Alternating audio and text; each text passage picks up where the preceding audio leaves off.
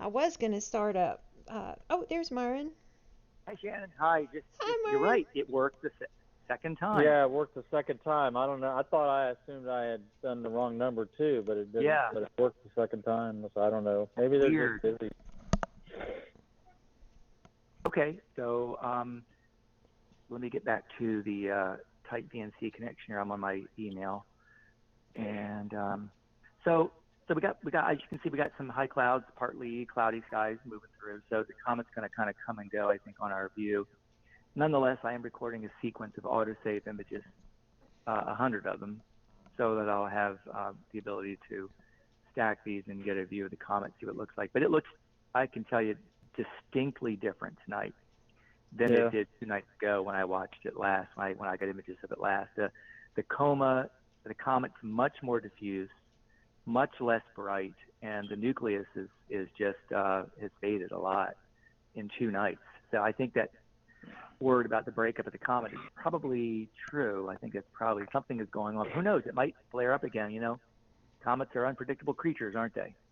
Very. So we have some new viewers joining us, and I figured we could all introduce ourselves. So we'll start with you, Myron. You're running Station 3. Sure. Go ahead and introduce Yeah, yourself and tell us about the telescope. So hi, everybody. I am Myron Wasuda. I am the director of the Mark Slade Remote Observatory, which is essentially 3 remote stations that are located in Wilderness, Virginia. And we are streaming live tonight from one of the 3 stations. We call it Station 3. It's our newest one. It's in a small enclosure that's only about 4 feet on the side. And in it, we have a really high quality small telescope, but a high quality one nonetheless. It's an Explorer Scientific 102 millimeter f7 telescope, APO refractor, which uses the FCD 100 glass. Is that right, Jerry? I believe that is correct. That's right. Yep.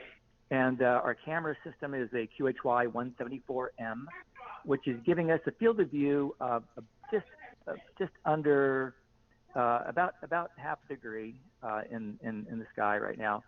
And we're streaming live right now a series of 60-second images that we are recording, and we'll make an animation and post images that we're getting. But the comet, as you can see on the screen here, is pretty well centered in our field of view, and we're all just doing this. This is our first time trying this, so we're hoping to get more of these programs on a more regular basis, but we don't really. And this is unguided. These are unguided images for 60 seconds. Yeah. These are unguided. Yeah, there's no tracking changes on there. We're just using the CGE mount that we modified using Jerry Hubble's PMC8 system. We took out the motors that came with the mount and put into stepper motors, and I got it polar aligned pretty well. It's not exact, so there's going to be a little bit of declination drift in the sequence, but for the most part, it should look pretty good. So the lower left-hand part of our screen is a live view of the observatory itself.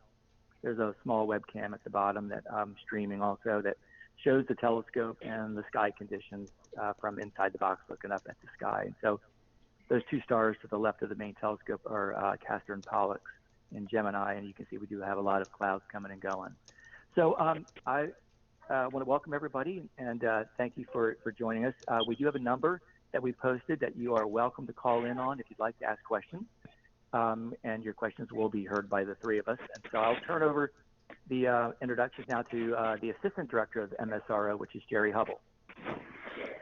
Yeah, hello everybody. I appreciate everybody coming to the live stream. I'm, like Myron said, I'm the Assistant Director of the MSRO, Mark Slade Remote Observatory, and I'm also, I work for Explorer Scientific. I'm the Vice President of Engineering for Explorer Scientific, developing their instruments, mainly the mount control system, the PMC8, which we've got installed on 2 of our stations, Station 1 and Station 3. And Station 1 is our domed observatory. We may show that a little later in terms of I don't know if you can bring up a picture of what it looks like, Myron, but that might be interesting to show at some point.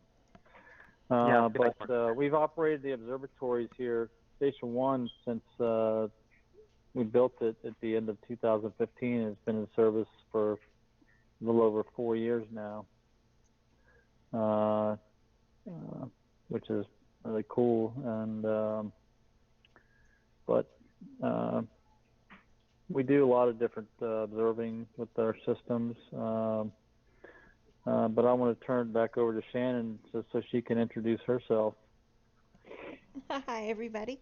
I'm Shannon Morgan. I'm the treasurer and systems administrator for MSRO Science Incorporated. And I'm a new person at trying to put together live feeds, so please forgive the glitchiness and technical difficulties that we'll inevitably have this evening. I'd like to interject here if I could. Oh, sure. So Jerry and I, just to give you an idea of how diffused our MSRO science organization is, which is the parent 501c3, which operates these three telescopes. I'm in Wilderness, Virginia, and that's where the observatory is. It's in my yard. And Jerry also lives in Wilderness, Virginia, but in another community about 4 or so miles as the crow flies from where I am. And Shannon actually lives in near Raleigh, North Carolina. Yes, I'm calling in from Durham, and you know, the greatest thing about this setup is I can log into these scopes and use them just as easily as Myron can with them in his yard, with the exception of Myron has to roll the roofs off station 2 and 3. Yeah, so station 3, which is where we're using now, will eventually have that roof motorized. So Jerry and I are working on a system right now. In the near future, we should have the roof be able to be automated so that you won't have to have me go out and manually crank it open and crank it closed. The roof you can kind of see if you look at the attention down at the lower left hand of your screen where the interior view of the observatory is. You can see the roof sort of as that whitish curved area at the bottom of the opening. That's the east edge of the roof there, and it's in its fully open position right now. The roof is a cylindrical one-piece structure that rolls on metal track back and forth, and we use a screw drive system to actually drive the roof on and off. And you can just barely see that screw drive system on the right-hand side of the opening as a dark line that runs parallel to the top of the observatory there. And that's actually a half-inch threaded rod that's 4 feet plus long that rotates, and we'll eventually have that motorized. So this will Station 1, of course, has the dome, so that's completely automated. We can open and close that easily. And then the Station 2 is the one that I also have to manually open and close by pushing a mobile structure on rails that looks a lot like an outhouse. And that's what it's called by my neighbors. It's an outhouse, and it looks like that. And so I roll that off, and that's got a 12-inch SCT in it. So we have a 12-inch telescope in there to meet LX200 with an 80-millimeter Explorer Scientific APO refractor piggyback on that. Station 3, as you see here, has a 102-millimeter f7 APO refractor, and then Station 1 is our probably highest precision instrument, which is a 165-millimeter APO refractor from Explorer Scientific as well. So it's a very nice, high-quality telescope. We have a really nice wide field or large chip CCD or a CMOS camera, a QHY 163 color CMOS camera on that telescope, and that takes beautiful color images of the sky. That's a 16 megapixel, yeah. Yes, and unfortunately, because of the comet's high declination right now, it's at about 67 degrees north declination. We have some trees that block Station 1 at that high latitude of declination, so we're not able to image it tonight with Station 1, so we're limited to Station 3 in terms of imaging the comet. It's looking actually a little bit better. You can see, though, the nucleus is very elongated, and that was, according to the press release I read today, a sign that the nucleus is breaking up. But it looks like it's brighter now than it was, and the sky looks like it's clearing. So some of the dimness earlier was probably due to obscuration from the clouds. But that's a nice view of the comet we got there right now. Yeah, it looks like the clouds have rolled off a little bit. They're not too bad anymore. No, you can see the part of the sky that we're looking in, which is to the right of the opening, is nice and clear now. So that looks good. I'm encouraged by what I'm seeing there. So if I might also just tell you, whoever is interested in knowing about the Mark Slaver Observatory, we do have, it is a nonprofit organization, and we are trying to make telescope time available for free to people who have needs for research or for personal discovery. So if you're an amateur astronomer and you like to do astrophotography, you are certainly somebody who could use our telescopes, and there's a number of ways that you could do that. One would be you could submit a request for an observation of, let's say, a particular target, like maybe the Horsehead Nebula or the Orion Nebula or whatever it might be, and we would obtain the picture for you, image it for you, if you wanted to give us details about how long you want to be in terms of exposure time and what filters you'd like us to use, and we would be happy to get the data for you and send it. However, another type of guest observer program that we have is where you're actually online with us, kind of like you are now, listening to us talk, and we would actually go through the techniques that are needed to operate the telescope and the cameras and the software, and teach you how to obtain images on your own. And after a while, when you've had enough training and you feel you're ready to do so, we could actually just make sure you've got the skills necessary, give you access to the telescopes by yourself, so you could actually use them unsupervised by us, assuming that there's... Can you bring up the web page, Shannon? Let's see, the web... Shannon? Were Yes, you looking at the web page? I had myself muted for just a moment. I put... here is our Facebook page, so you can easily find us at MSRO Science on Facebook. Is it at Remote Telescope, Jerry? Yes, at Remote Telescope. Yeah, it's MSRO Science, and then you can also find it at Remote Telescope. And then I will also go to our website in just one second. It's interesting getting used to this software. You're doing a great job, by the way. I'm very impressed and appreciative of your skills on this. So we're all serving that's our Facebook page right now. Right there, right? Mm-hmm. Shannon is going between the different feeds and streaming out to YouTube. Jerry is a technical expert in the details of the operation of the telescopes and the software, and I'm actually telescope operator right now, so I'm actually the one that's controlling the telescope and the focus and the pointing accuracy of the telescope. So we're all doing our own roles here, and so far I think it's going pretty well. Yeah, we have on the 102 we have the Moonlight Focuser system on there, so we can remotely adjust the focus. So all the instruments on the scope on the observatory for that station 3 are pretty much automated for remote operation, except for the roll-off roof. Well, I pulled up and that will be eventually automated. I pulled up our website, so I'm going to give you, every one of you, this is our website. Our URL is msroscience.org, and that'll take you to this web page that'll have a lot more information about each of our instruments and us and what we do at MSRO Science. So I'll leave that up for a second if anyone wants to check it out. So don't be shy if you're listening and you're thinking, hey, I'd like to get my hands into remote imaging to try it, but I don't know anything about astrophotography to begin with. That's okay. One of the things that we do, we have three aspects of our mission statement, basically, which is training, research, and outreach. So if you're somebody who needs pointers on how to take better astrophotos, or doesn't really know much about using software like you're seeing here on the screen, don't worry, that's okay. We're here to help. That's what we do, and that's what our little 501c3 is in existence for. If you're somebody who's more advanced and you have, let's say, a project that you would like to try, remote telescopes for, like say you submit observations to AAVSO of variable stars, we do have a V-band filter which we could you could use for V-band photometry and send your data to AAVSO.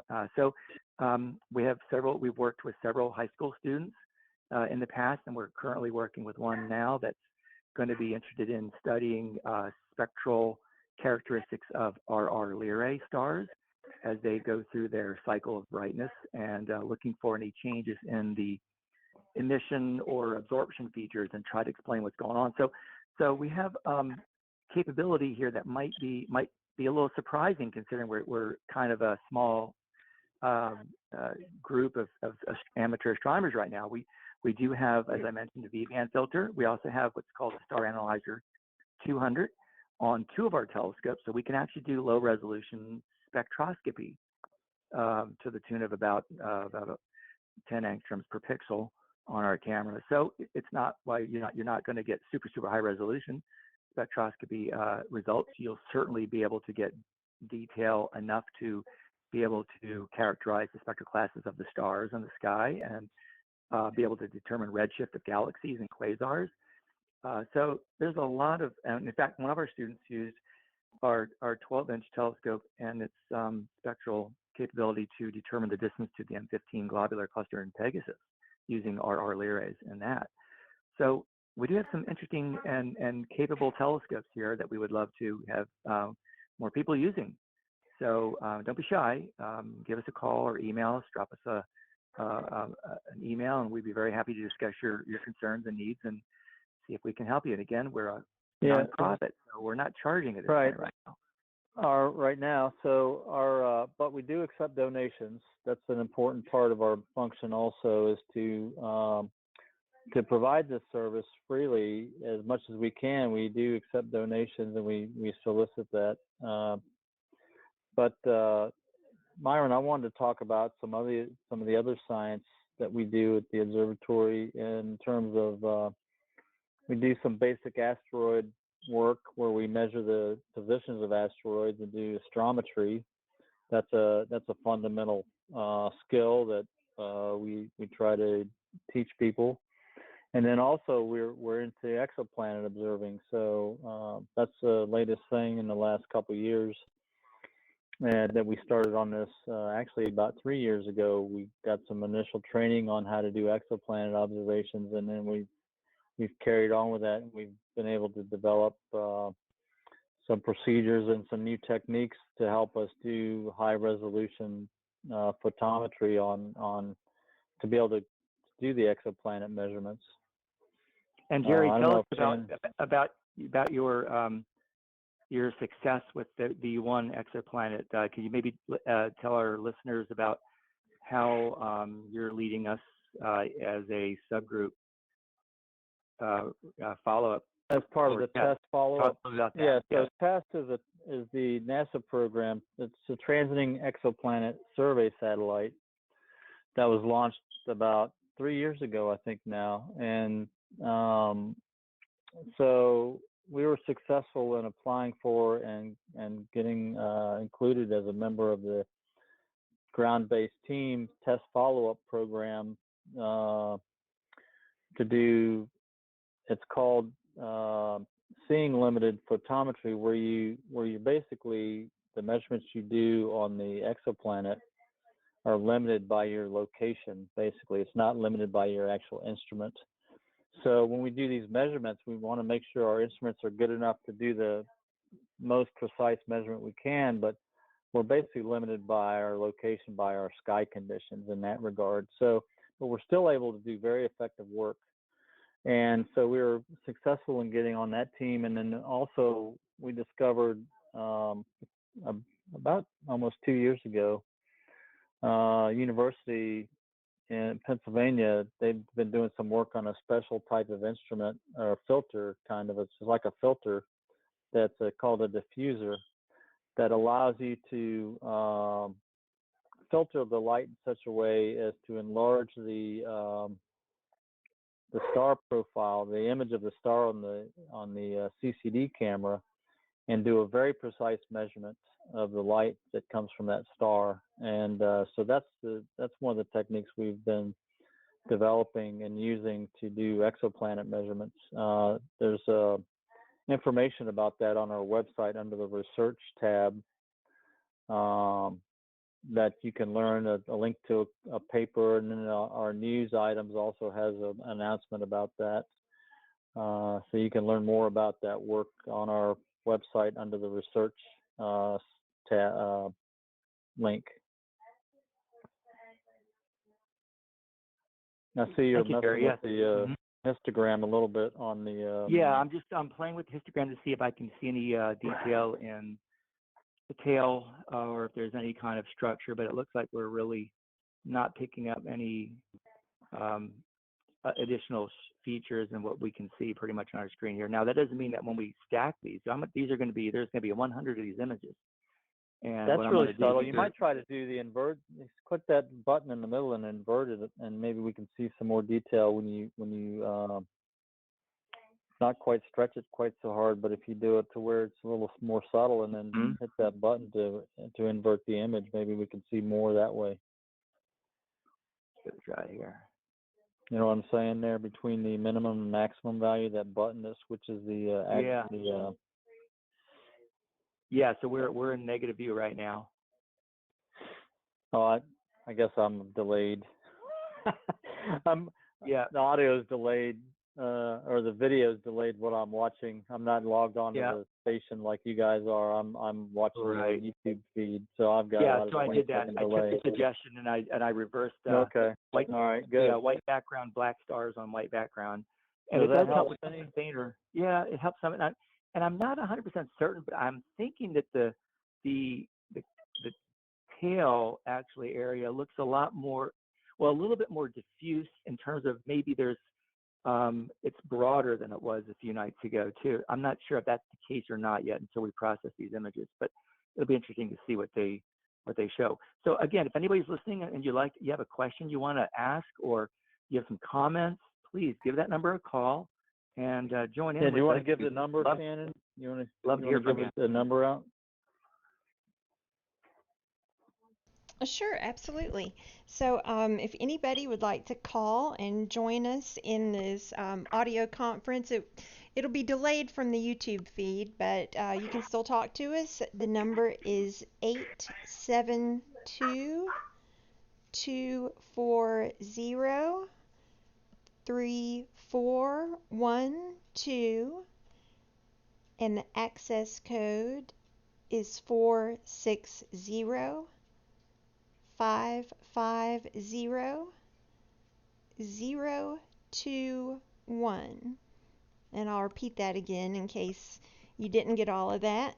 The phone number is 872-240-3412 with the access code 460-550-021. And if you call that number and it seems like you're muted and we can't hear you, I think you can do #1 or £1 and it will unmute you. But I've tried to set up that part of it so you join the meeting unmuted, but I'm not sure how successful I was at that. Jerry, did you have to unmute yourself when you first called in? No, I didn't. Okay, good. No, Then I think Myron, if you bring up a little notepad, you could type the numbers in there too, and have it on the screen. Oh yeah, that would be great. Okay, Myron, so can you bring that up? Yep, I can do that here.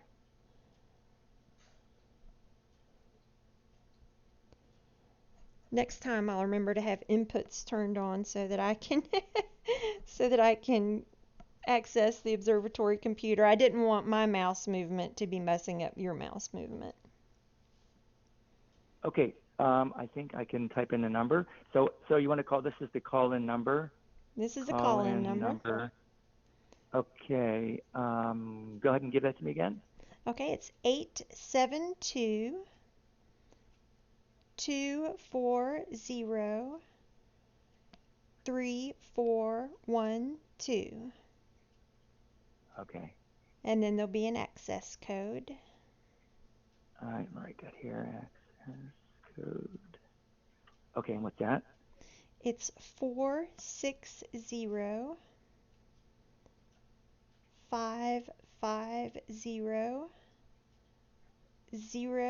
460-550-021. Okay. And that's a Pound really good idea, or Jerry. mhm. We'll have this up I'll all the leave it up time now. in here. Yeah. Let's minimize it a little bit here.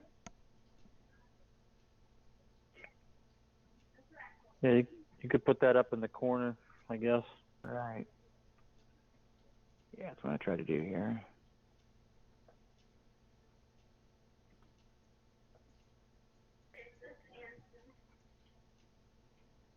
Very good idea.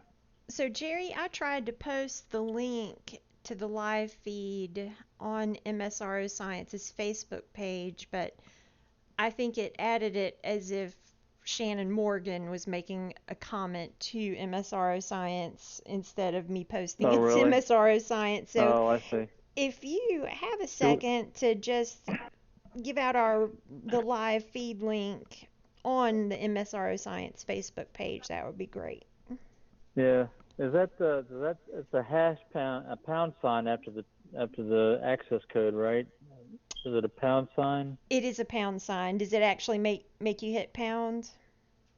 I think so, yeah. Okay, so my apologies. After you enter the access code, you'll need to hit the pound or hashtag. Mhm.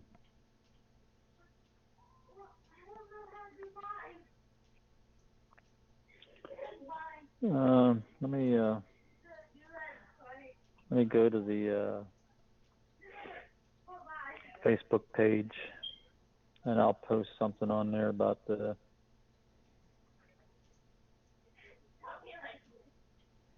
I've run into a little conundrum. I'm not sure what to do. If I mark this YouTube live stream as being safe for kids, it doesn't allow us to have commenting turned on. Like for people to just type in, the YouTube Oh, comment, really? the chat feature that YouTube has. It has chat turned off if the video is marked as safe for kids. So that's a little frustrating. It would be nice if people could ask us questions just from the YouTube audience instead of having to call in.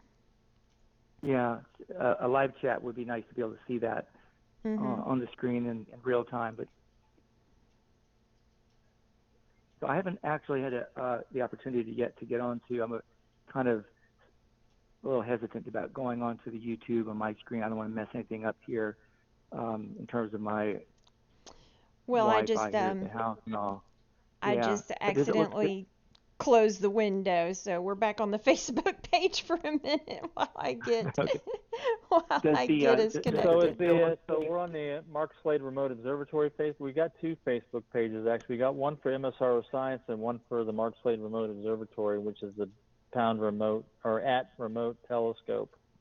So that's the one I'm going to post this event or the message on it. Oh, I've been showing MSRO Science the Facebook page for that. Okay, let me go there.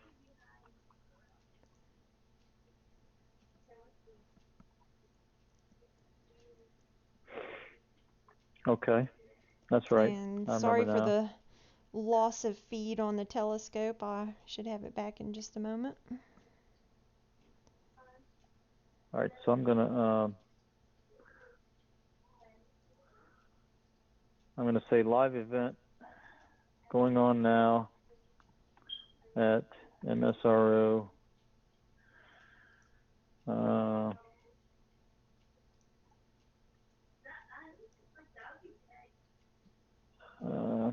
I need to get that link to the Facebook page, to the YouTube channel or the YouTube feed. Let me go get my email. Get that.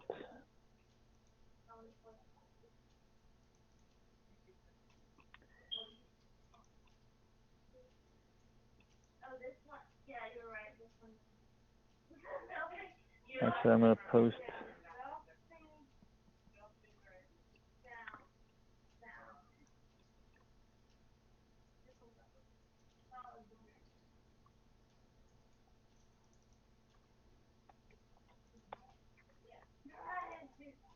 Oh, look, it brought up the display.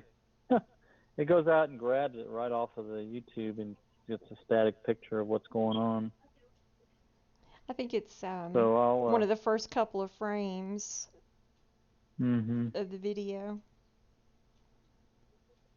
Yeah, I noticed that the other night when we posted our kind of shakedown test that we did a couple nights ago.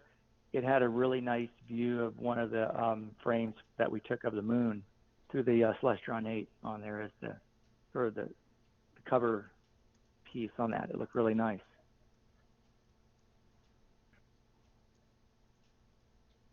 So I don't know if, Shannon, if I told you, I think I was talking to Jerry the other night about an animation I'm going to be making. Now, there's lots of people out there that have animations of this comet over the course of 1 to 2 to 3 to 4 hours, as it drifts among the stars.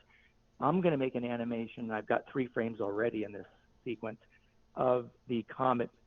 Each time that I image it, I'm going to take 100 frames like we're doing right now, combine them into a single image so that the stars will be trailed, and I'll stack it on the comet. And then I'm going to basically animate those images. So it'll be an image of the comet, what it looks like, every night we observe it. So that'll be fantastic. You'll see the stars, just moving really, really fast, but the comet itself will be frozen in the frame of view. And so what we'll be seeing is changes in the comet actually itself over the course of a day or 2 or 3, depending on how much cloudy skies we have between, opportunities to image. So, yeah, and I'm going to post that eventually on our website, and I'll send that out. And I've got 3 frames already, and I did post the animation of 3 frames on the Mark Slade Facebook page already. So if anybody's interested, I'm going to share this with the Explore Scientific Facebook page also. We may get some calls from them. Oh, good. Well, that would be great. Well, and I have the Comet View pulled back up, so hopefully that is now back on the live stream. I have to be careful which windows I close. Yeah, right. I know, because sometimes it's easy to forget what computer screen you're looking at. I know.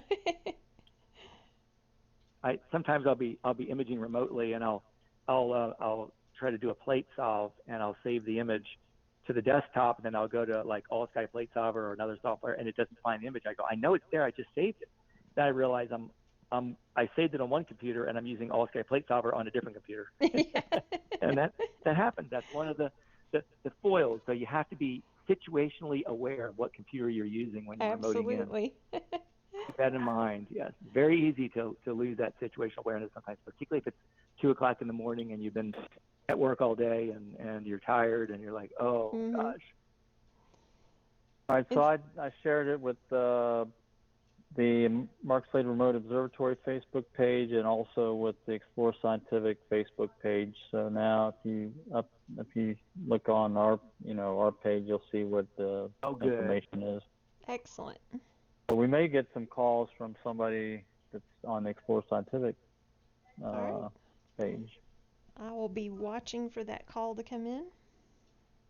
Well, the nice thing about this is Comet's well placed for viewing pretty much all night long almost, and we don't have to do a peer flip because we're already past the meridian on this. Yeah, that's nice. It's no peer very flipping convenient. is needed at this point. Yeah. But that is one advantage. I really do like Station 2's fork-mounted capability, because you can put that telescope on an object early in the evening, and then you can set up an auto-save sequence of, let's say, 500 images, and then you can go to bed and wake up in the morning, and you don't have to worry about a peer flip or anything like that. And there's all your data on your computer in the morning when you wake up. I've done that a number of times, and it's a nice feature. But I mean, eventually we should be able to automate the peer flipping in a way that it reliably picks up the target after the peer flip. It looks like the sky is clearing up quite a bit too. Very good. Oh, it's very good. It looks like it's getting better. Yeah. Yep. In fact, I'm going to walk out right now and just take a look, see what we got, because the trend is later this evening the sky is predicted to cloud up. Mm-hmm. But outdoors right now, looking in the west, Venus is nice and clear, right? Auriga is in the northwestern sky, really nice and clear. Down to the southwest is Orion. and Gemini in the southwest. Everything looks beautifully clear. It looks really nice out here. So yes, we are blessed with really good transparent skies right now. With the bright moon, full moon up too. Yeah, the moon is in the eastern sky now, coming up. You can see it, I think, in the observatory webcam. Looking up to the sky, you can see the glow from it. Let's see here. Yes, the moon. Hey, you know what I do?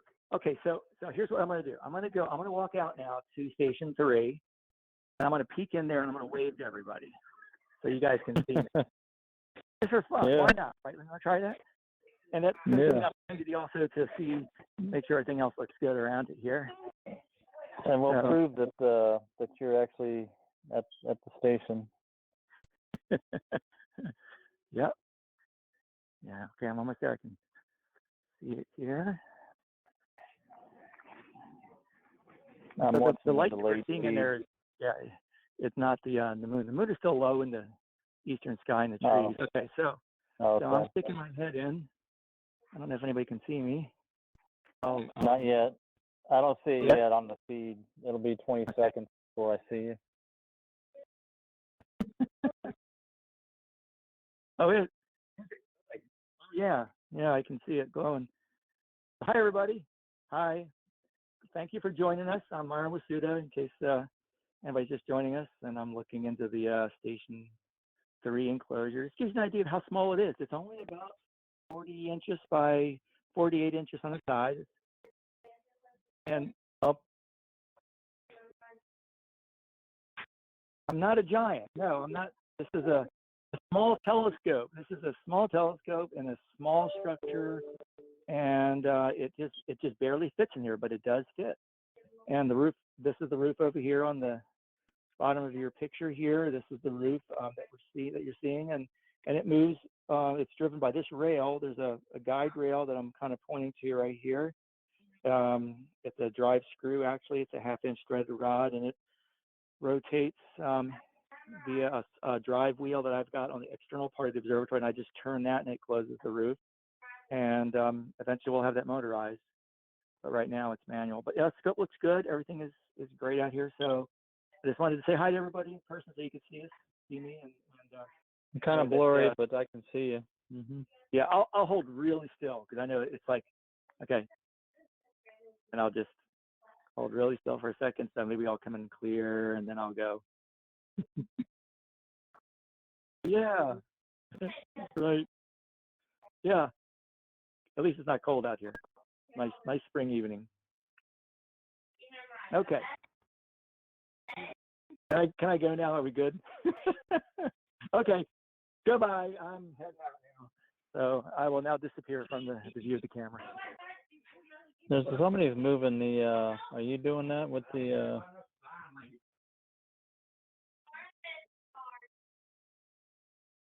Oh, I see. Okay. Right.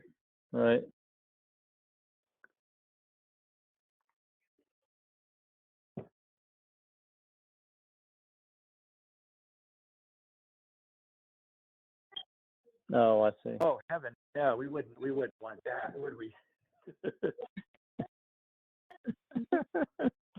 Yeah.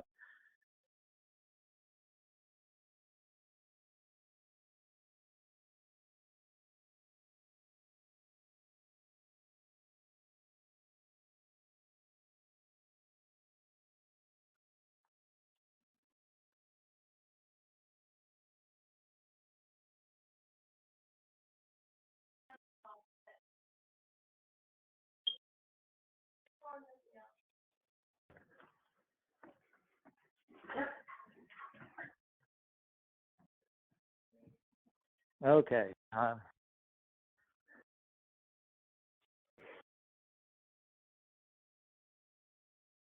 Unguided. Yeah, this is just tracking the sky. Yeah.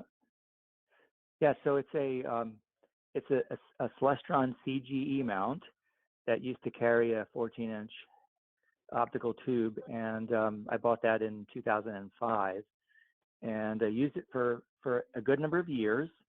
But eventually it started developing quirky problems where it would run away slews would develop, and then the wiring, the cables for the right ascension and declination would become intermittent in their actions, and they would lose connectivity, and it just became harder and harder to really use the telescope. And I replaced the cables a couple of times with the standard ones that come with the mount, and they worked again for a while, but then eventually the problem resurfaced. So I decided, what the heck, Jerry had shown how well his PMC8 system works on our G11 mount in Station 1.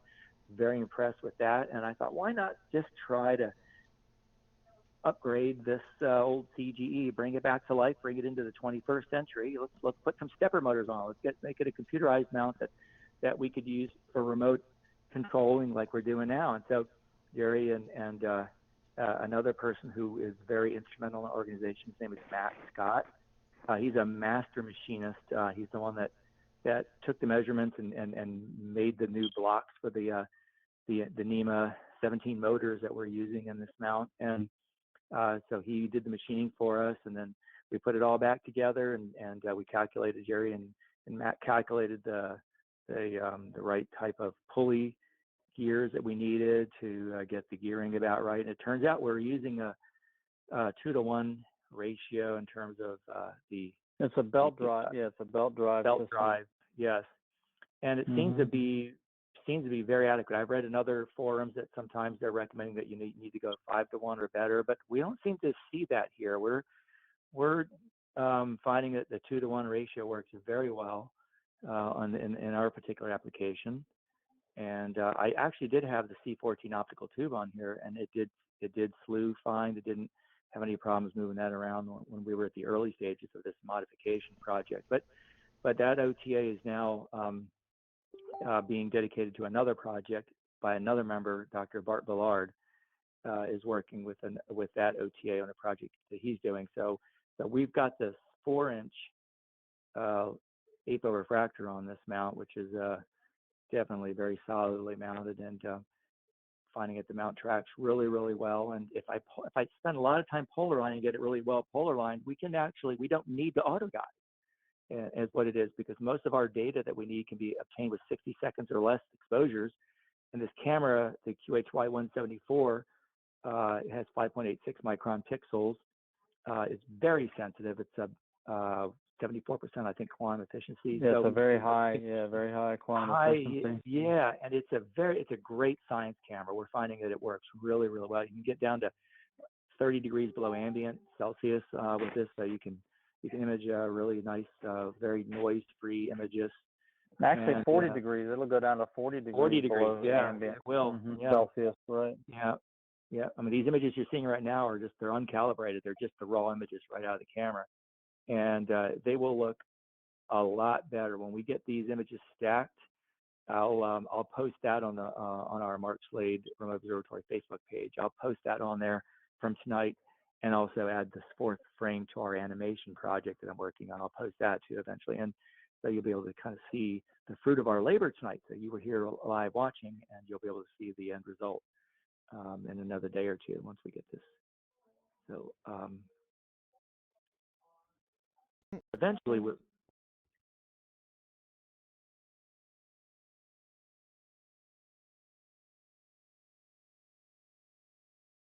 Oh, yeah. Mm-hmm.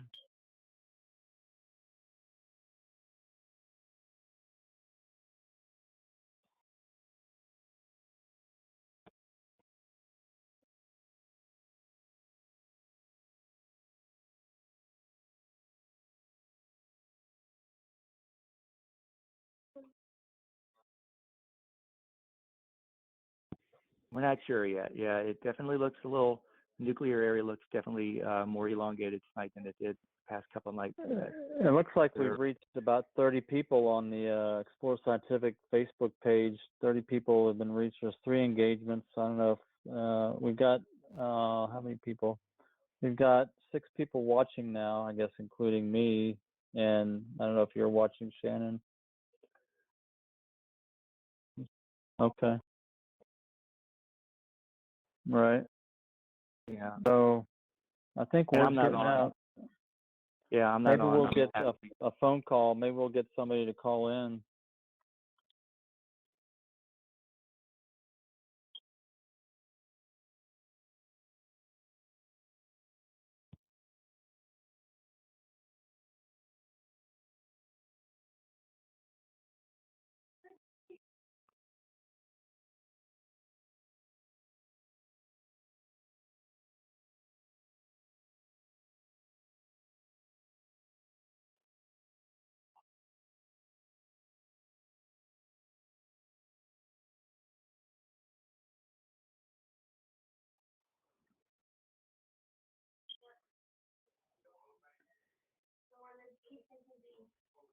I anticipate us doing more of these. Also, again, as Shannon mentioned earlier, this is brand new to us. This is only our second attempt at doing something like this. And the first attempt was really just a private closed one where we just practiced amongst ourselves. And we streamed the moon and the comet and to ourselves basically. And it taught us how to do certain things. And so we're applying those lessons that we learned tonight. So I hope that people that are watching and listening are enjoying this, first of all, but second of all, just give us a little bit of understanding that we're not professionals at this point. Anyway, yeah, we do appreciate your understanding and patience with us, but we hope to get better at this, and we're going to be streaming and more events much more frequently. Last year we were hoping to do a few, but we just never got around to it. But we anticipate doing maybe one a month, maybe even a couple a month, and that the targets will include the moon. We'll stream the moon through the 12-inch telescope. We'll stream the planets through the 12-inch telescope. We'll stream images of deep sky objects, perhaps through the refractor in Station 1 in color. We have a nice. We've got Mars coming up in the summertime. That's good. Yeah. Yeah. We'll definitely stream that. We'll put the 12-inch on that if we can, and we have an old classic Celestron 8, which is a point, and there's no slewing, there's nothing fancy about it. It's just going to be me pointing the telescope at the targets that we're viewing. But we have a really nice camera that we put on there. It's a QHY 290C, which is a back illuminated color camera that is very, very light sensitive. Again, it gives. We want to thank. Once you talk about Bruce and the cameras. Thank Bruce for. You read my mind. I was thinking the same thing. Yep. I was going to say that we ordered our cameras, a couple of our cameras from Bruce Morrow of Astrofactors, and in the past he's been very, very supportive of MSRO and is one of our benefactors. And in fact, just recently when I called him up a couple of weeks ago, I said, Bruce, we need another one of those uncooled 290C cameras that we're using for our Skycam right now, and because we're going to start streaming live events of the moon and planets through our telescopes.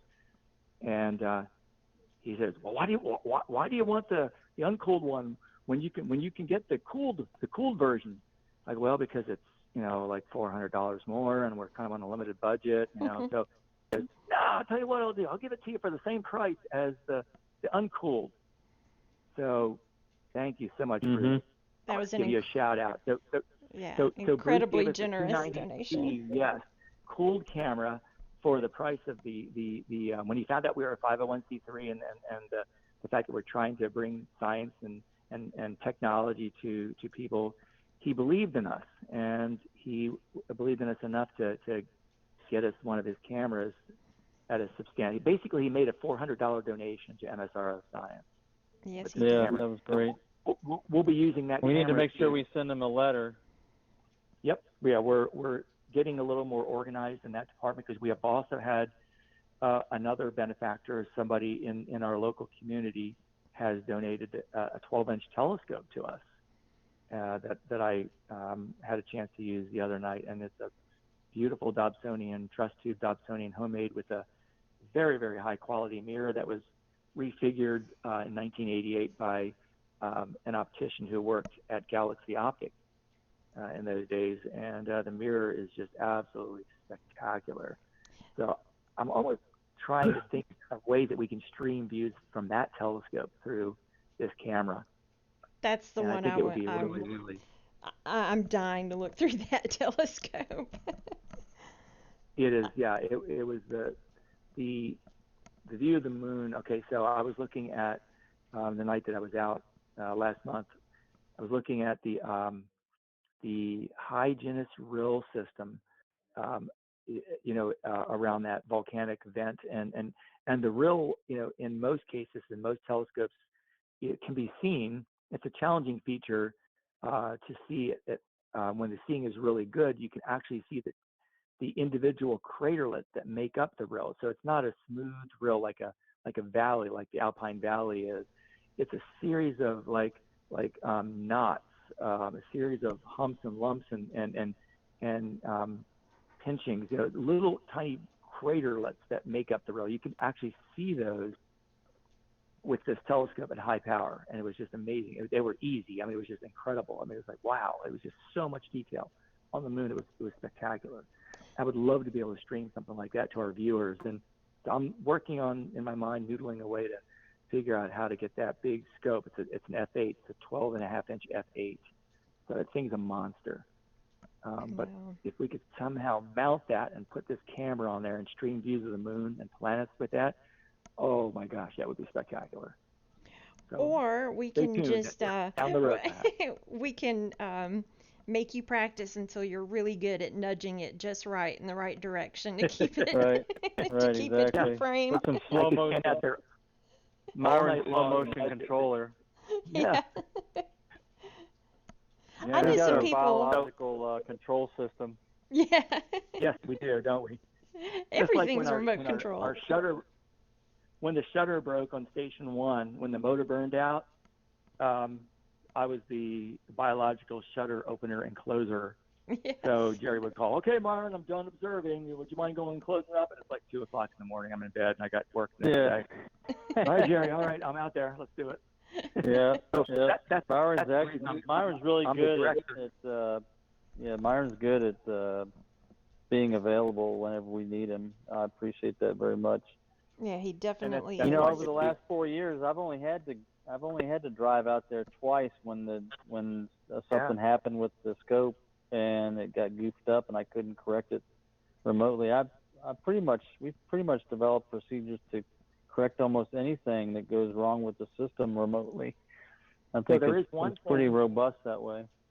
There is one thing, though, that if anybody out there is interested in remote observing and wants to build a remote observatory, it is challenging. There's a lot of obstacles that have to be overcome. And it's even with the great off-the-shelf products that are out there nowadays, there are still things that just crop up from time to time that just make it unfeasible to be at a truly remote location. If, for instance, how many times, Jerry, do we have to go out from time to time and just to fix a problem, plug and unplug and then plug back in a USB 2 or 3 cable? Oh, right. Yeah, that's the only. If you can automate that, then you're golden. Yeah. Okay, but how do you automate that? That's the question. I think we tried turning it off and on. That didn't do it. Well, turning it off and on should clear it. Yeah, it should clear it for the most part. But there's always times where the camera gets. You really have to power everything down and power it back up. We do have a remote power switch on Station 1, but that's something that we're going to need eventually on the other 2 stations if we really want to make them remotely operated, so we don't have to even touch the thing. Yep, absolutely. That's good. Something that we do want to put on there. We want to try to get. Well, Station 2 will never be fully, because there's no way we're going to be able to automate that, pushing that big phone booth size rolling structure on its rail system. We're not going to be able to size that. No, that's not going to be. Yeah, but that's always going to be. Station 3 will. Yeah, so we'll have 1 and 3 fully operated remotely. That will definitely be doable. And 2, eventually, I don't know what we'll do with that. Maybe we'll put it in a roll-off roof at some point as well. Well, something that we do with these systems too is we settled down Station 1 pretty much, but we're pretty active at doing new configurations and changing the configuration for different projects and things. That's something that, and you just talked about that a little while ago, Myron, about you were talking about what you were going to do for that. Yeah, right. So you might want to talk a little bit about that project.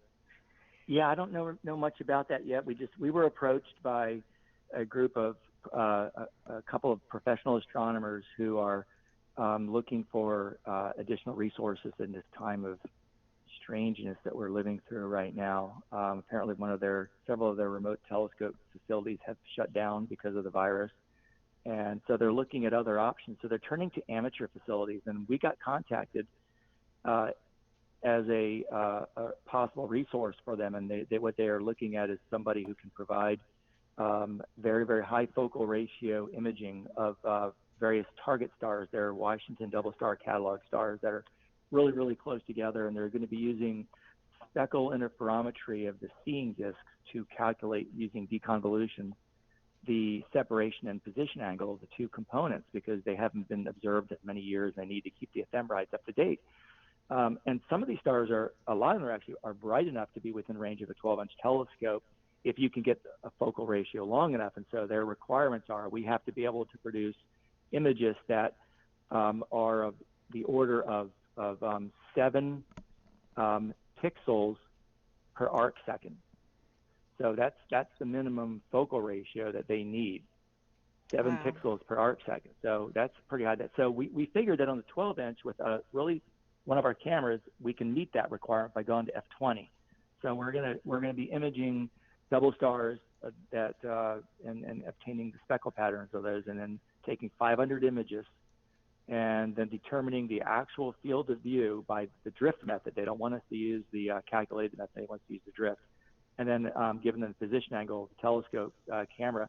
And then they're going to use those 500 images using deconvolution. They're going to be able to calculate position angle and separation of these stars. And so we're in the process of reconfiguring the 12-inch right now to see if we can help them with this project. So That's I'm really pleased to be able to say that, that we're actually helping out. We're doing real science here as well. But we don't want to lose our focus, and that is that we are also available for an amateur astronomer or a high school student or a person who wants to take pictures. It doesn't have to be. Don't feel intimidated. You have to do publishable work. We're not only available for that. We want to be available across the spectrum for anybody that wants to use telescopes for their observing. Like, say, if you're contributing to AAVSO, or if you're just taking pictures and you want to show them to your class. We're a training facility. We're a hands-on training facility. That's the difference between other remote systems. Most other commercial remote systems that you pay for images, they're really active when they're available, and so you have to schedule. You send in an object that you want to image, and then they schedule it, and with all their other images that they have to take for everybody that uses that system. We're more of a hands-on teaching facility where you actually operate the telescope manually, where you have to turn equipment on and off. You manipulate the settings, like you're seeing here with what we've done here with this system. This is to get you up to speed on how these systems actually operate, which is a really unique opportunity, and it's a unique facility. We think we offer a service that's not many telescopes out there that are remotely operated will let you run it manually. No, very, very, very few. And I wanted to interject just real quick. Myron, do not be startled. I'm opening MSRO 1. So if you hear the dome open, it's just me. Okay, yeah, no problem. Okay. I also wanted to give a shout out to several other people and entities while we're here. And Jerry, you mentioned that you posted a announcement to the Explorer Scientific Facebook page. And I wanted to say that Explorer Scientific has been a very, very important and indispensable benefactor to us.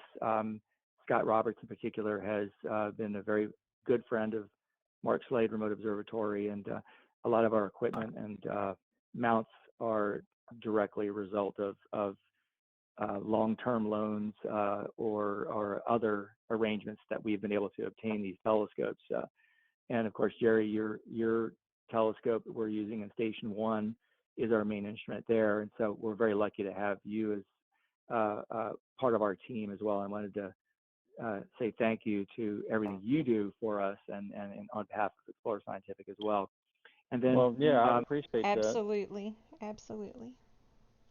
And then we have use also it as a test facility for our equipment. So that's one of the benefits we get as a company, is that we actually get to test out changes and new equipment, and I'd get to do development work.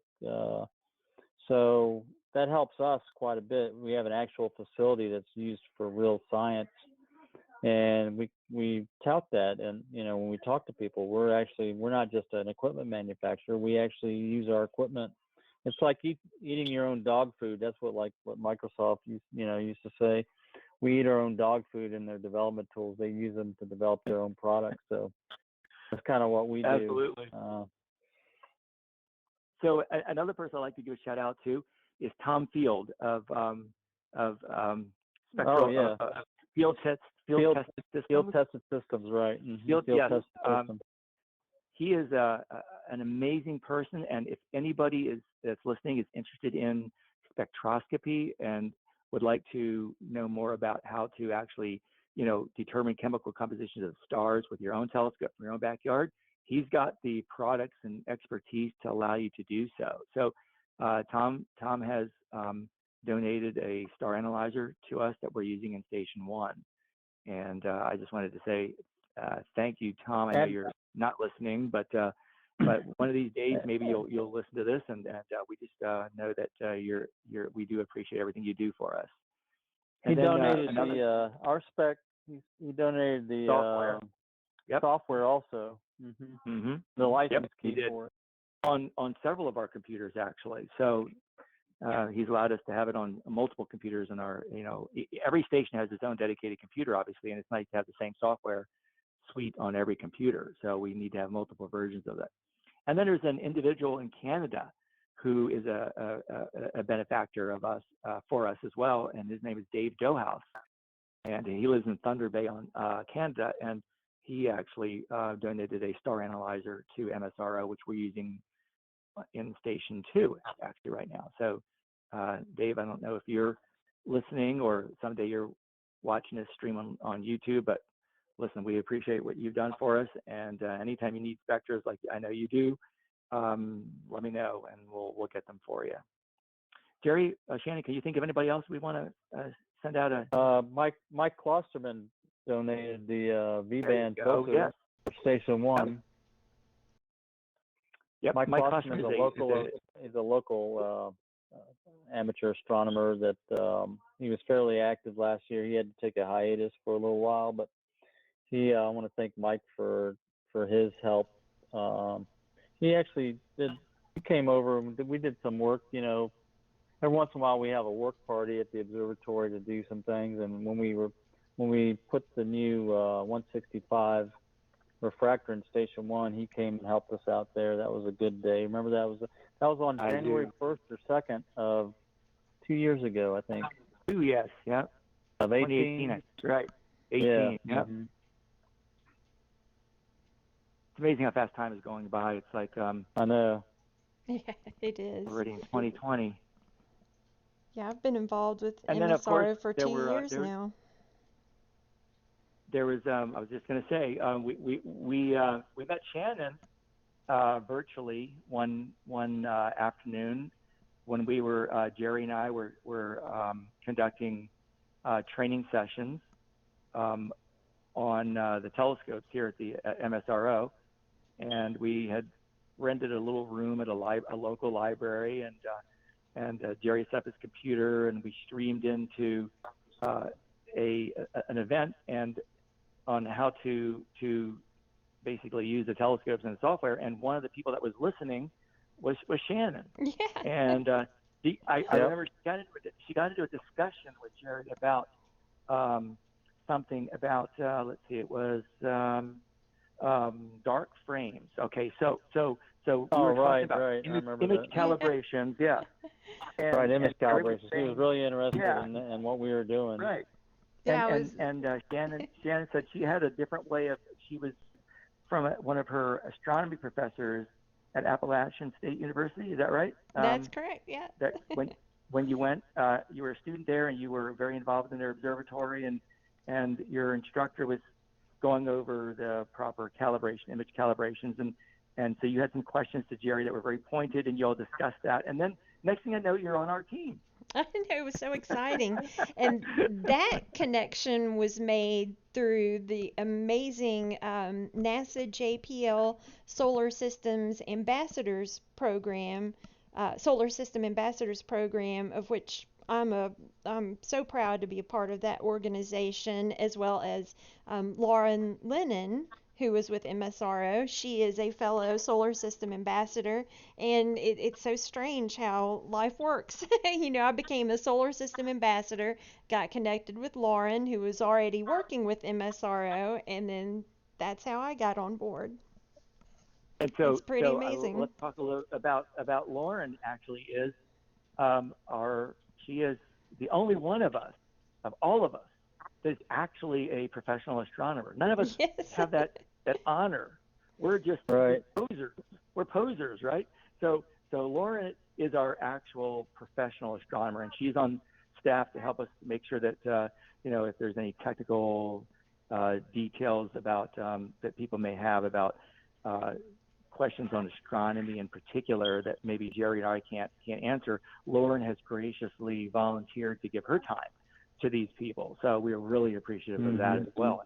And I mentioned also that we have a number of people that are behind the scenes that are helpful with the administrative functions, of which they're not exactly insignificant. Even though we are small, we do have a fair amount of complex issues that we have to make sure to keep, and we've got a number of really gifted people in our organization to help us with that. And I'd just like to give a shout out to Linda Ballard and Dr. Bart Ballard. Both of them are indispensable. Dr. Ballard is a physicist and has ideas that are just amazing on how to improve our equipment here in this observatory, and he's working on ways to get better spectroscopy results than we're getting right now using techniques that I really don't fully understand, to be honest with you, but he sure does. And I think if he says he thinks it'll work, I know it will work, and he'll make it work. And then we have, of course, I mentioned briefly earlier, Matt Scott and Jean, his wife, are both members of the MSRO Commission, which is no longer, we're not really called the MSRO Commission. No, we're not a commission anymore. We're on the board of directors. Right, they're on the board of directors now, and Matt is a gifted machinist, and there's nothing he can't make that we ask for. We need a bracket, or we need a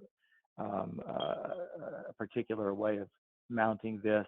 He made the rail system for the station 2 rail system. Yep, he came up with the design and the wheel system. The wheels are just beautifully engineered on that thing, and they have not given me an ounce of trouble. And they roll on these angled iron tracks. They're nylon wheels, and they roll like silk, and that makes that station open and closing it just a breeze.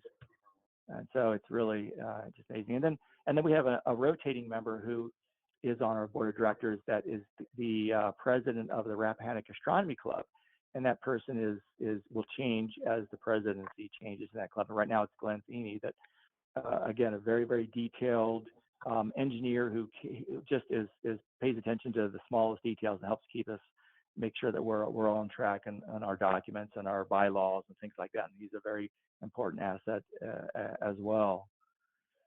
So, you guys want to add anything else? Anybody else you can think of that? No, I think we got an excellent team. It's always good to work with a high performance team. It really pushes everybody to be better, and that's what I love about it. Working with a group of people I get to work with every day.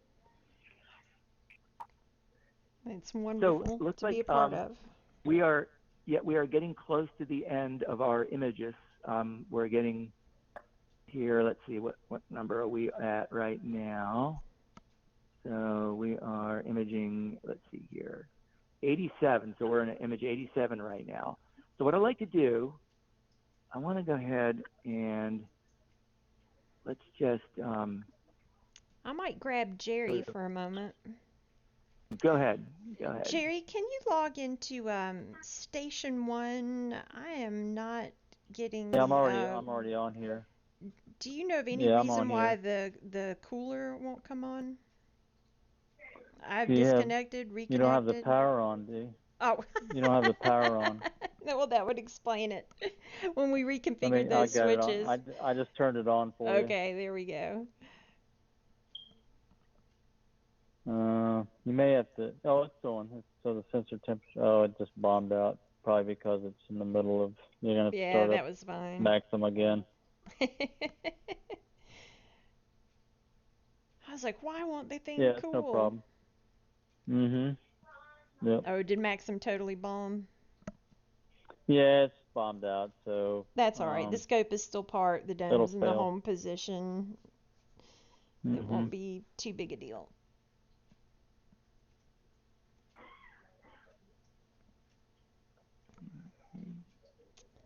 I'm going to change the histogram stretching just a little bit here. I was wondering, that. it looked like the Comet changed a little bit. I did, yeah. I'm playing. I got the full frame now, just about in view. Just want to kind of give an idea about what kind of field of view we're looking at here. So that's almost a full frame. Let me go ahead and go out to 25%. Actually, that's about 3/4 of it, I guess. Yeah, that's the full frame field of view there. And of course, it looks kind of grainy and all that, but if we go in back to the 100%, this is the full size right here. Focus still looks pretty good. I don't think I need to change it. I was thinking about tweaking it, but I don't think we need to do that. It's hard to tell with the little clouds. That's one of the things. We need to get a new computer system on that because the old laptop doesn't have a very big screen, and it's just hard to get everything on there compared to Station 1. It's a small screen. Hey, whose smoke detector is beeping in the background? Hey, who's that? Is that Scott? Scott Busby. Yeah. Hey, Scott. Hi, Scott. Yeah. How you doing? I'm doing good. I've been on for about 10 minutes. I was just thinking about you earlier. Yeah, I just sent you an email, said I was on. I sent it to all three of you. So did you just log in, or have you been watching a while? About 10 minutes. 10 minutes, yeah. So for folks that don't know him, Scott Busby is, again, another person who has been very generous to MSRO with donations of his time and money, and he has a private observatory that's not far away from, actually, as the crow flies, from where MSRO is, and has some really nice equipment in there. Scott, can you give us a real brief description of your facility, where you're at, and what you do there, and what kind of telescopes you have? Yeah, sure. So it's Bellman Observatory. It's in Spotsylvania County, and it's as the crow flies. We're probably about I want to say probably about 6 miles or so away from MSRO. Maybe a little further. So the Bellman Observatory is a 10-foot technical innovations pro dome. I have it. It was custom. The mounting and the column and everything was contracted out. And I use a electromechanical pier to raise and lower the Takahashi EM 400 equatorial mount. And on that mount currently is a Takahashi flat field Ritchie Cretan reflector telescope. It's a 12-inch, 300 millimeters. And occasionally I will swap that out with a Takahashi TOA 150 refractor.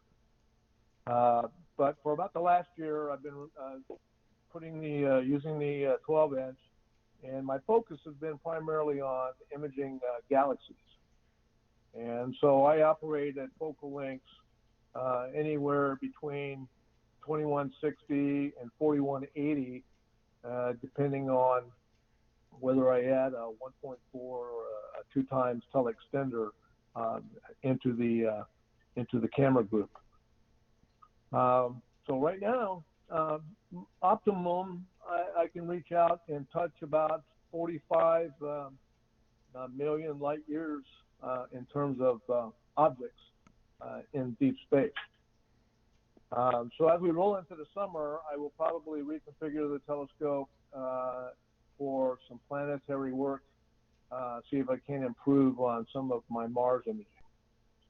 Yeah, Mars is going to be a big thing this summer. That's going to be awesome. We did some Mars a couple years ago, but it'll be great for us to do that also to hopefully improve our images like from the last time. Yeah, last opposition was when we had the big global dust storm on Mars, and that was really obliterated a lot of the terrain features. We were able to image a little bit before that, maybe a couple weeks to 2 weeks before, and get some decent images, but after that dust storm came, it was just nothing left. Yeah, it was really sad because Mars is in a good position, opposition-wise, for imaging. This year will be so much better, though, because it'll be the altitude will be so much higher than it was 2 years ago. Remember, it was a wintertime opposition last year, so Mars was pretty low even at opposition, but this year it's going to be much, much, much higher than the sky. Yeah, that's a big plus. Huge plus.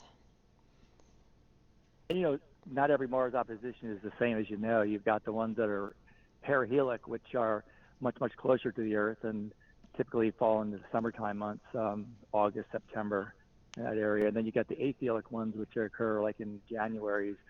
And one of the best Mars oppositions I ever saw, if we have anybody listening from the Birmingham Astronomical Society still, I used to be president of the Birmingham Astronomical Society in the late 1980s and early 90, I think it was. And they have an observing site down there called Chandler Mountain, which is north of Birmingham a little bit. And they have at that time that I was active in their group, they had a 16-inch telescope and a roll-off roof observatory up there. But and nonetheless, you were encouraged to bring your own telescopes, and we did that. And I had a 6-inch reflector, a dynoscope, in those days, and it was September 1988, and Mars was big and bright in the sky. And I tell you, the best view of Mars I have ever had was in September of 1988 at that gigantic perihelic opposition, and Mars looked through that telescope like nothing I've ever seen before. There was clouds. The clouds had colors. Some of them were bluish, some of them were white. There was the dark markings had this sort of like a metal filing kind of a look to them. They weren't just bland and uniform. They had structure and detail. It almost looked like leopard spots. I mean, it was just amazing.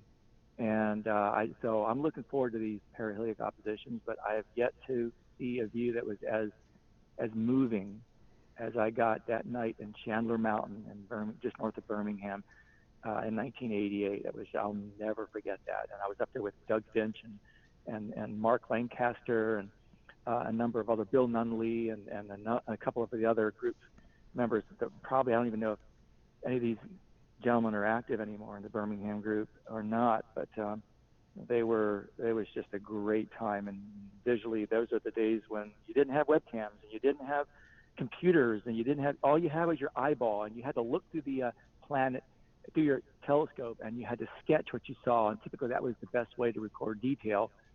And the planets were so mysterious because the detail was fleeting, and you weren't sure if you saw it or not, but you'd sketch it, and then you'd hope that maybe somebody else saw the same thing to see if it was real. And nowadays with these webcams and these cameras that we're using now, it's just there's no contest anymore. The eye has been superseded by the webcam, and it's still amazing though to sit there with your eye pressed to the telescope eyepiece, and you're looking at this planet that's just hovering there, and there'll be those moments where the atmosphere does get perfectly steady, but just for like a millisecond, just half a second, the atmosphere will just steady up, and you'll see all these details will jump out at you, and then they're gone again, in the wobbly jello of the air. You have to remember those in that fleeting moment and put them down on paper. And it's, it was a skill that not many people had, and I didn't. My sketches, I still have them to this day. I look back at them and I'm like, wow, That's pretty pathetic. But I knew what I saw. I just couldn't put it down on paper. You know what I mean? Yeah, yeah. And then of course the beautiful images by Don Parker started being published, and he was sort of the person who I think had more to do with planetary imaging than almost anybody that I could think of. Don Parker was gifted at recording. His images began to show what we were seeing visually, and when that happened, that was like that was sort of a dawn of a new era. That was the beginning. TechPan, 2415 images were the beginning of the end for visual astronomy. And then when you get the CCD images coming on board with the Lynx PC camera and the Electrum EDC 1000 and all those old-fashioned cameras now that nobody even remembers anymore. And TOU cam. Yeah, and that even came way after the EDC and the yeah. Mm-hmm. Their chips were only like 192 by 165 pixels, and that was considered huge back then, and that was barely affordable by most people, and then they got better and better, and now of course the rest is history. But those days of visual astronomy, I'm lucky to have been able to be part of that, and now I've seen it from the other side too. So we'll hopefully bring some really nice live streaming of the planets. Really beautiful images, I'm hoping, and just later on this summer from MSRO, we should be able to do some really cool work on that.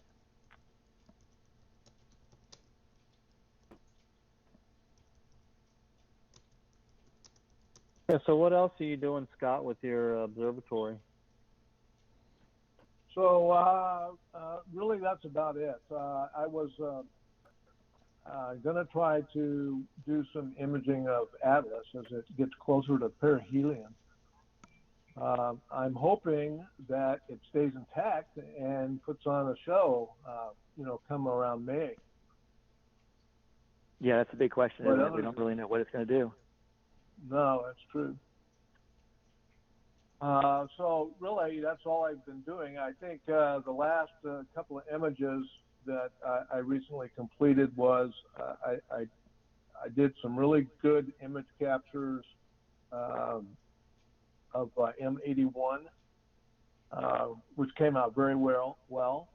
And I also did an image capture of M101, which was also pretty good. So no, you're being Scott. You're being modest. Your M01 was not pretty good. That was spectacular. I mean, he's being modest. The stars.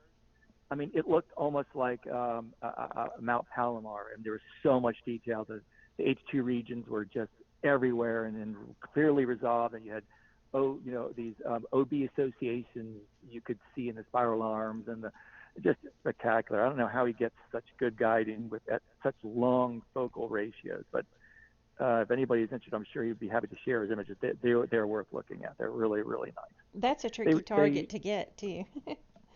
It is, yes, and he does say he likes galaxies. He takes pictures of galaxies, and they're without a doubt every one of them is just like spectacular. So I think I actually do everything I do manually guided. I don't do any auto guiding. And that's amazing. Yeah, no. You enjoy that. It sounds like you enjoy that. Observes. Yes, he does. Yeah, that's dedication. I have a little technique.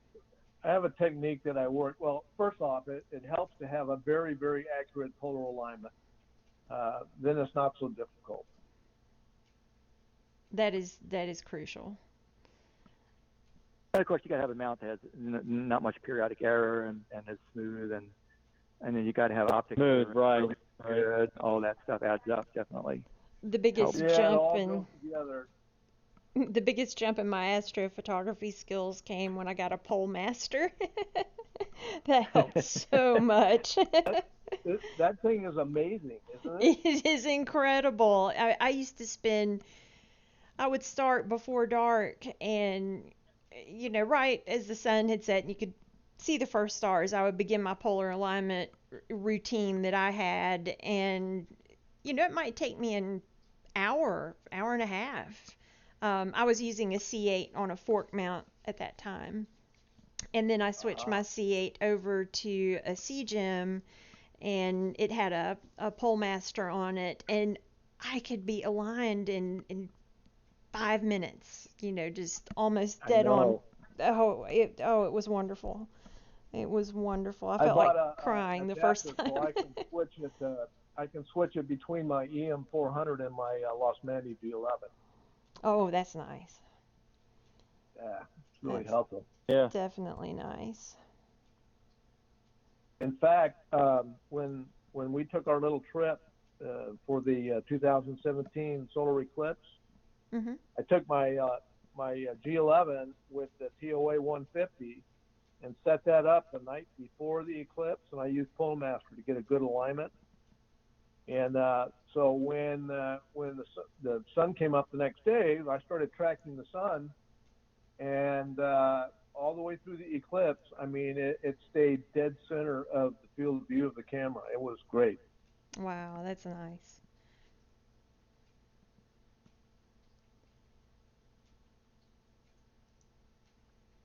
So it looks like the images they completed the Yep, they're 100 all frames. done. Is that what you took? 100 frames? Yep. Yes. What I'll do is I'll go ahead and process these at some point. I'll calibrate them, and then I'll post the image on our Facebook page, and then I'll make an animation of the comet tonight, and then I'll post that as well. So unless anybody has any other questions, I think this has been a really nice opportunity to get together with you guys. I'm gonna go ahead and if there's any last minute questions, if anyone wants to call in, we could use this opportunity to answer those. Otherwise, I think maybe we should think about wrapping this up and planning our next one. All right. Well, I'm going to go ahead and sign off then, and we'll talk to you guys later on. And Myron, I look forward to seeing those processed images. All right, Scott. You have a good evening. Thank you for joining us. Good to see you, Thanks, Scott. Scott. Bye-bye. Bye-bye. All right. Yeah. If anybody's got, so go to our website, msroscience.org. There's links in there to contact us. There's also a way to, on the front page, if you scroll down to the bottom, you can fill out the contact form, and it'll send an email that way to Myron and myself. So any questions you have, look through our website, see what we like to do, and see what's available in terms of what you can do with our systems.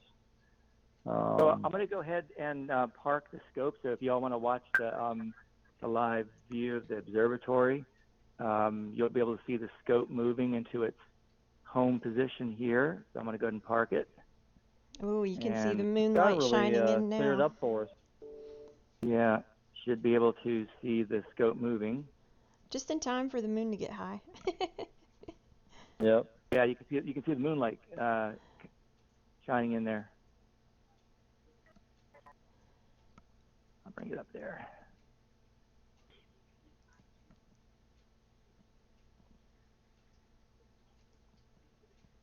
So that park position works now. We set it to lay flat, right? Mm-hmm. Yeah, it works really good. You haven't had any problems anymore with. No. Now the roof can close over that, and plenty of room to spare on that. So, okay, scope is parked. I wish there was another button I could push to close the roof, but now I'm going to have to go out and do that myself. In fact, that's where I'm going to walk right now. I'm going to go out there and I'm going to close the roof. So, I think this was good. I think we had a good experience here with this. And Shannon, thank you so much for your Master of Ceremonies skills. And Jerry, thank you for joining us as well. Hopefully I'll get a little better at it every time. Yeah. Yeah, it'd be nice to do this once a month, like you said. We have to watch the weather, so we have a few days to prepare. Yeah, like tonight started out really cloudy and then cleared up very nicely. Okay, so I'm at the station right now. I'm going to start closing the roof. I don't know if you'll be able to see it or not moving, but it's kind of a slow process. So I've got this little wheel that I turn. It looks exactly like a lawnmower. Oh, That's what I can see it. Yeah, How many? It's a lot of turns. How many did we calculate? Like a few hundred turns. It's like several hundred turns. Yeah. Oh, and you're Yeah, having to do right. it by Exactly. hand. Oh, That's because that's how fine the thread is on the on oh that goodness. rod. So. So it's closing now. Yeah, I see that. So Jerry, we're going to be able to get this motorized sooner than later, right? Well, I'm hoping to talk to Matt. We need to talk to Matt Scott. We need to have a conference call and talk about it and just get it done, like you said. Yeah, we could remain socially distant by he can just leave it on the front porch or something, and I'll come by and get it and hook it up. But you're going to use the PMC-8, right? It'll be driven with the PMC-8 in there. Well, We'll we operate the electronics, right? I'm hoping to be able to use the same electronics stepper motor drivers that we have. One of the spare boards I have to use it to drive the motor for the shutter, right? We're going to use the same motor basically that we have on the mount. Yeah, pretty much. So, I think it'll have enough torque. My only concern is, will it have enough torque to turn it? And there's really not much effort I think required. so. It's not that hard to turn. It's pretty smooth. It really isn't. Yeah, it's very smooth. Yeah, I don't think it'll be a problem. I can boost the current to provide plenty of torque.